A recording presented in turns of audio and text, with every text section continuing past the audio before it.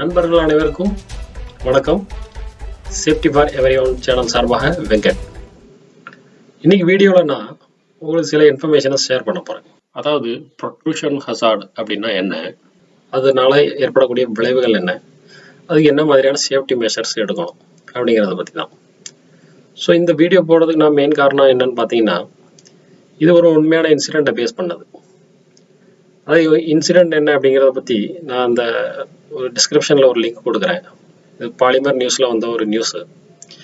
அந்த நியூஸில் போய் தெரிஞ்சுக்கோங்க என்னன்ட்டு. ஸோ அந்த இன்சிடெண்ட்டை நியூஸில் கேட்ட பிறகு தான் நான் இது பற்றி இன்ஃபர்மேஷனை உங்களுக்கு ஷேர் பண்ணலாம் அப்படின்ட்டு இந்த வீடியோ நான் போடுறேன். சரிங்களா? இன்சிடெண்ட் என்ன அப்படின்னு பார்த்தீங்கன்னா, ஒரு 2 வயசு ஆண் குழந்தை வீட்டு பக்கத்தில் ஒரு சின்ன கன்ஸ்ட்ரக்ஷன் ஒர்க் நடந்துட்டு இருந்திருக்கு. அந்த பகுதியில் போய் இது விளையாடிட்டு இருந்திருக்கு. அப்போது இது தவறுதலாக விழுந்ததுனால காயங்கள் ஏற்பட்டுருச்சு. எப்படின்னா, இந்த நீங்கள் பார்த்துருக்கலாம், இந்த கன்ஸ்ட்ரக்ஷன் ஃபீல்டில் காங்கிரீட் பண்ணுறதுக்காக காங்கிரீட்டு ஸ்ட்ரக்சர் பண்ணியிருப்பாங்க, இந்த ரீபார்க் அந்த கம்பியை வச்சு. ஸோ அப்படிங்கும்போது சில கம்பியை வந்து மேலே எக்ஸ்டெண்ட் பண்ணி விட்ருப்பாங்க. ஸோ ஃபர்தராக எக்ஸ்டெண்ட் பண்ணதுக்காண்டியே நீட்டி விட்ருப்பாங்க சில கம்பிகளை. ஸோ இந்த குழந்தை வந்து அந்த சைடில் ஆடும்போது தவறுதலாக விழுந்ததுனால அந்த கம்பி மேலே விழுந்துருச்சு. அதனால் அது என்ன ஆச்சுன்னா, அதோட வாயில் குத்தி முதுகு வழியாக வெளியே வந்துருச்சு. ஸோ இமீடியட்டாக சுற்றி இருந்த மக்கள் வந்து அந்த குழந்தைய காப்பாற்றுறதுக்காக அந்த கம்பியை கட் பண்ணிவிட்டு கம்பியோடு சேர்த்து டாக்டர்கிட்ட ஹாஸ்பிட்டலுக்கு எடுத்துகிட்டு போயிட்டாங்க. தீவிர சிகிச்சைக்கு அப்புறம் கம்பியை ரிமூவ் பண்ணிட்டாங்க.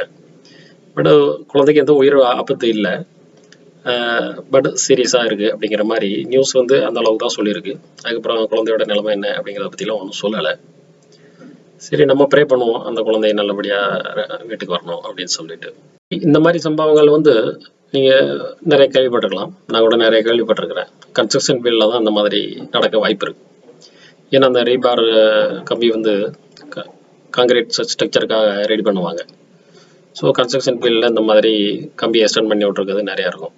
ஸோ அதனால் நிறையா இன்சிடென்ட் ஆனது நியூஸில் படிச்சிருக்கலாம் நீங்களும். ஸோ இதனால் சிலர் இறந்து கூட போயிருக்காங்க. அந்த அளவுக்கு சீரியஸான இன்ஜுரிலாம் இருக்குது. ஸோ அந்த அளவுக்கு இது ரொம்பவே ஹசார்டான ஒரு விஷயம்.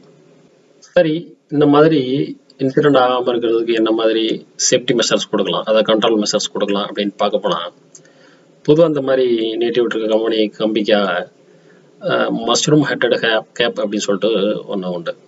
அதாவது ஹார்டான பிளாஸ்டிக்கால் ஆன ஒரு பொருள், ஒரு கேப், ரீபார் கேப்னு சொல்லுவாங்க, இல்லை ஏண்டு கேப் சொல்லுவாங்க. டிஃப்ரெண்ட்டான நேமில் அழைக்கப்பட்டாலும், டிஃப்ரெண்ட் சைஸு டிஃப்ரெண்ட் மாடலில் இருந்தாலும், அதோட பர்பஸ் என்னென்னா, பெர்சனை வந்து இன்ஜுரியில் எடுத்து ப்ரொடெக்ட் பண்ணுறது தான். அதாவது பெர்சனோட சேஃப்டிக்காக தான்.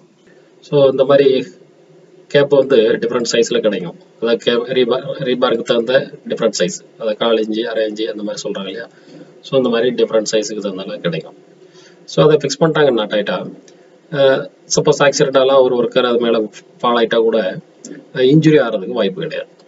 ஸோ இதுக்காக தான் இந்த ப்ரொடெக்ட் பண்ணுறதுக்காக தான் இந்த மாதிரியான ஒரு மிட்டிகேஷன் கன்ஸ்ட்ரக்ஷன் சைட்டில் யூஸ் பண்ணுவாங்க. இதில் கேஸில் பார்த்தீங்கன்னா, ஒரு குழந்தை வந்து கன்ஸ்ட்ரக்ஷன் சைட்டுக்குள்ளே வந்திருக்கு. ஸோ இது வரலாமா அப்படின்னா, ஆத்தரைஸ்ட் பர்சனை தவிர்த்து யாருமே கன்ஸ்ட்ரக்ஷன் சைட்டுக்குள்ளே வரக்கூடாது. அதுதான் வந்து பொதுவான விதி. கரெக்டு தானே? இப்போ பெரிய ப்ராஜெக்ட்னு வைங்களேன், இப்போ ஒரு 100 கோடி 200 கோடி ப்ராஜெக்ட் பண்ணக்கூடிய இடங்களில் கோடிக்கணக்கில் ப்ராஜெக்ட் பண்ணுறவங்க என்ன பண்ணுவாங்கன்னா, சுற்றி கன்ஸ்ட்ரக்ஷன் சைட்டை சுற்றி கம்ப்ளீட்டாக ஃபென்ஸ் போட்டுவிடுவாங்க. ஃபென்ஸ் போட்டு கேட்டு போட்டு அதில் செக்யூரிட்டி எல்லாம் கேட்டை க்ளோஸ் பண்ணி வச்சுடுவாங்க. அதை எதுக்காகனா, அன்ஆத்தரைஸ்டு பெர்சன் வந்து உள்ளே என்ட்ரி ஆகக்கூடாது அப்படிங்கிறதுக்காக. அன்ஆத்தரைஸ்டு பெர்சன் ஏன் என்ட்ரி ஆகக்கூடாதுன்னா அதுக்கு பல காரணங்கள் இருக்குது. ஏன்னா அந்த ஹசார்டு என்ன மாதிரி ஹசார்டு இந்த கன்ஸ்ட்ரக்ஷன் சைட்டுக்குள்ளே இருக்குன்னு அவங்களுக்கு தெரியாது.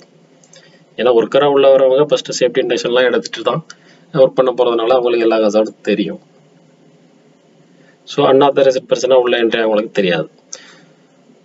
ஸோ ஆக்சிடென்ட் ஆகிறதுக்கு வாய்ப்பு இருக்குது. அதுபோக சமூக விரோதிகள் யாரும் உள்ள நுழையக்கூடாது அப்படிங்கிறதும் ஒரு காரணம்.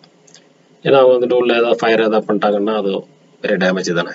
அனிமல்ஸ் ஏதாவது உள்ள என்ட்ரி ஆகிடக்கூடாது. ஸோ அனிமல்ஸ் இந்த மாதிரி தானே. சப்போஸ் ஏதாவது ஃபால் ஆகிடுச்சுன்னா, எக்ஸ்கவேஷன் ஏதாவது இருக்குது, அதில் ஃபால் ஆகிட்டுனா உள்ளே கிடந்து செத்து போயிடும். இந்த மாதிரி சில பசங்க குழந்தைகள்லாம் உள்ளே வராமல் இருக்கிறதுக்காகவும் இந்த மாதிரி ஃபென்ஸு கம்ப்ளீட்டாக பண்ணி அதை அந்த ப்ரிமிசஸை ஒரு கண்ட்ரோல்டாக வச்சுருப்பாங்க.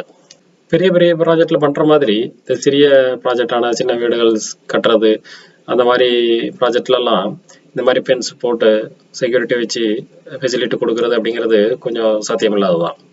ஏன்னா பட்ஜெட் தான் மெயின் பிரச்சனை. ஸோ எப்படி அன்னத்தரசி பிரச்சனை உள்ள என்ட்ரி ஆகாமல் தடுக்க முடியும், ஃபென்ஸ் இல்லாமல் செக்யூரிட்டி இல்லாமல், இல்லையா? ஸோ அப்படிங்கிற பட்சத்தில் இந்த சிறிய ப்ராஜெக்ட் பண்ணுறவங்க குறைஞ்சபட்சம் ஒரு சேஃப்டி மெஷர்ஸ் கொடுத்தாகணும் இந்த மாதிரி ஹசார்டில் இருந்து. அது என்னென்னா இந்த ரீபார் கேப்பு தான்.